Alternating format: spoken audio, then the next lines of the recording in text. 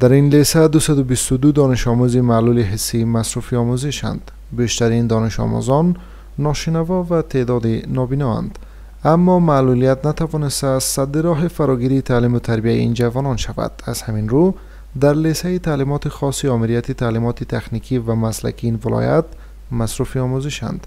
آنان میگویند که معلولیت ناتوانی نیست و بعد از آموزش هایی که در این لیسه دیدند جایگاه اجتماعیشان را در جامعه پیدا کردند. مشکلات ما زیاد بود. از اینکه درس نخوانده بودیم فکر میکردیم که نابینای اصلا درس خوانده نمیتونه. یک موجودی است که خلاصه از همه امکاناتی که دیگران استفاده میکنه ما استفاده نمیتونیم، از نهاد تعلیمی یا تحصیلاتی نه استفاده نمیتونیم. اما حالا که وقتی که اطلاع پیدا کردیم که چنین مکتب هست و میشه که درس بخونیم یا نهاد تعلیمی امکان داره که ما درس بخونیم همچون دیگران، بسیار احساس چی کردیم؟ احساس قوت کردیم، احساس کردیم که ما جزء از جامعه هستیم. در این جامعه خلاصه مدغم هستیم، ما کدام با سایر اعضای جامعه تفاوت خاصی نداریم.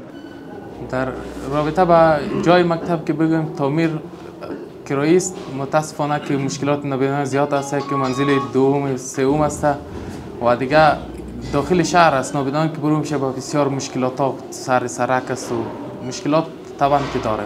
از سوی هم مسئولان آمریت تعلیمات تکنیکی و مسلکی ولایت غزنی میگویند در تلاشند تا مشکل نبود ساختمان معیاری برای شاگردان این آمریت را برطرف نمایند. در ابتدای تأسیس مکتب ما 15 نفر شاگرد هم الحمدلله امروز 222 نفر داریم. پیشنهاد کردیم با آمریت تعلیمات تکنیکی و مسلکی ولایت غزنی و از طریق اونا به مرکز شریک شده.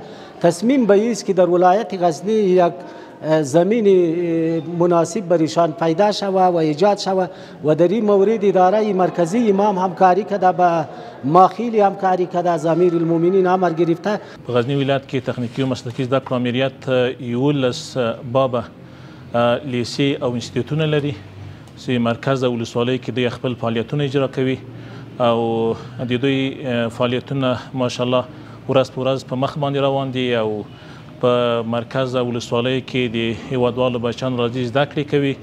این در حالی است که برای 930 جوان در ولایت غزنی با کمک مالی کمیته نروژ برای افغانستان و همکاری آمریت تعلیمات تکنیکی و مسلکی این ولایت زمینه آموزش‌های حرفه‌ای و تعلیمی نیز فراهم شده است.